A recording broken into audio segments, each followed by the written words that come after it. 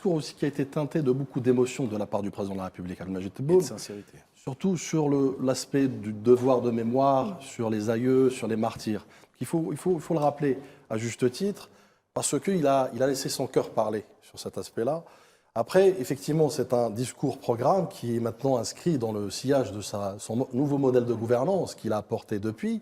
Et c'est aussi une façon de donner un circuit court, je dirais, ou une politique de proximité avec le citoyen algérien à travers les dignes représentants notamment des deux chambres parlementaires, comme pour aussi établir un dialogue d'abord direct et indirect in fine à travers, effectivement, ça a été dit, la révision du code communal notamment et du code des APOI.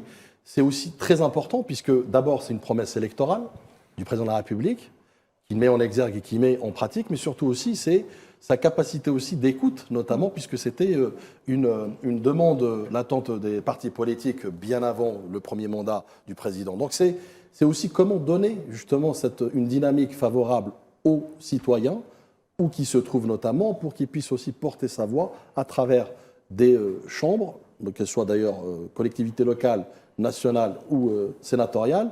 Aujourd'hui aussi, vous le savez, que depuis le premier mandat du président de la République, cette relégitimation des institutions notamment, qui sont aujourd'hui vent debout aux côtés des institutions étatiques pour justement, comme vous le disiez tout à l'heure, accompagner le processus de renforcement et de consolidation et de la cohésion nationale, notamment à travers son front intérieur, à travers la société civile.